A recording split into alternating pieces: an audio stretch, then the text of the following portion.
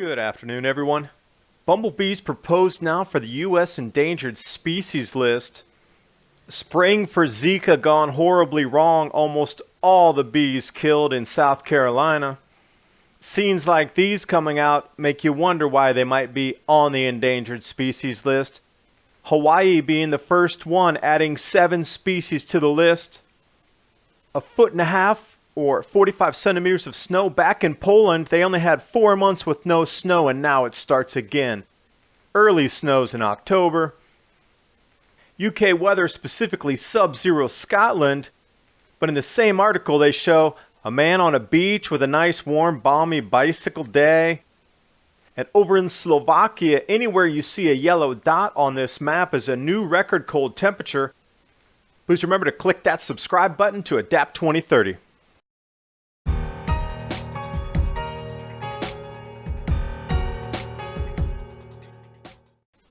In a case of absolutely messing with the balance of nature, the spraying for the Zika eradication in South Carolina has killed almost every bumblebee and honeybee across the state. Now, you know there's no borders in terms of nature, so there's got to be dead bees across the periphery states as well. These are some of the images coming out, just handfuls and handfuls of dead bees, collapsed colonies. Bumblebees they're going to be putting on the endangered species list. And they actually list it as in danger of becoming extinct. And then the articles go on. There are thousands of other bee species in North America under a far greater threat. Now, I don't know how much far greater threat than extinction is. That just says something that these neonicotinoids and things that we're spraying for mosquitoes and on our GMO crops needs to be much more studied. And so far, over an 18-year study on 64 wild bee species, they put half the total decline due to insecticides. Seriously, time to start thinking about having to control these substances, because when our bees go, the humans go as well. Colony collapse disorder. Let's look at the numbers back in 2003. So if you had 1 million bees in 2003, by 2004, you only had 850,000 bees. And then you subtract 15%, and then 25% of that, and 31% of that. And by the time you do the math, you're into the tens of thousands of bees by 2013. And you go, wow, that's a lot. But then you bring the totals forward, and you get into these gargantuan collapses at 2012. 45%, that is almost half. In 2015, almost half. And you really wonder how many bees are really left out there, and you see why we have to import bees in to pollinate. Federal government lists 7 Hawaiian bee species now on the endangered list. And when we look at this, it's just not about the honey. These little pollinators are running around. Half the soybeans are pollinated by these bees. 100% of the almonds, almost all the fruits at 90% of everything that we consume. And it's really time to step back for a moment and go, whoa, whoa, whoa. We're messing with the entire pollination system of everything we're eating. We cannot do it by hand.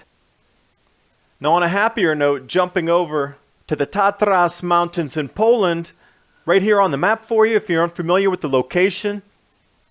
1.5 feet of snow suddenly on October 4th and 5th. But interestingly enough, you go back to May 22nd, that's when the last of the snow melted off finally, but now it's started again. And it's really only been a little bit over 4 months. And you can see how these growing seasons are starting to get shorter. You know, the snow melted incredibly late on the mountain, and then it's starting incredibly early this year. A view for you here of apparently what dropped over the last 6 days in Poland on this mountain range here. Image here of some hikers staying in the same region, Slovakia. Extreme low temperatures broken back to 1951. This is how the cold front evolved over the 1st, 2nd, 3rd of October. You can see where it's pushing further south. Temperatures going down to record lows. On this map here, anywhere there's a yellow circle, that is a new record low.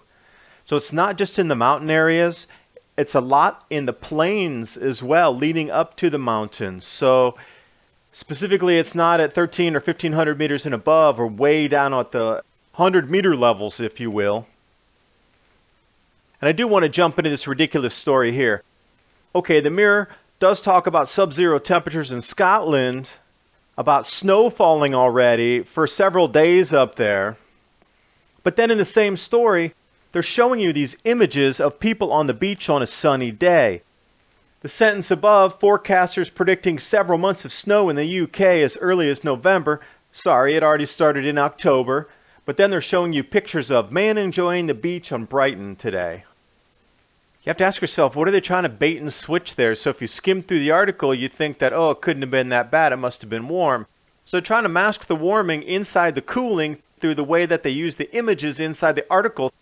So how much time do people have today to really scroll through and read all the words? No, in today's society, we're so used to Twitter, Instagram, that we're photo flickers. So they're going to scroll through that article and see all these images of nice warm days and then something about Scotland. Maybe there was some snow. And then you know what? The image left in their mind after that article is, oh, the UK is nice and balmy warm right now. Thanks for watching. Hope you got something out of the video. You know, times are changing right now, and our nutritional intake is also going to need to evolve and be supplemented as we go into this grand solar minimum. Take a moment, jump over to gettotea.com and see what they have to keep your body healthy during the grand solar minimum. And as always, remember to subscribe to my channel, Adapt 2030, and I will keep more stories like these coming to you.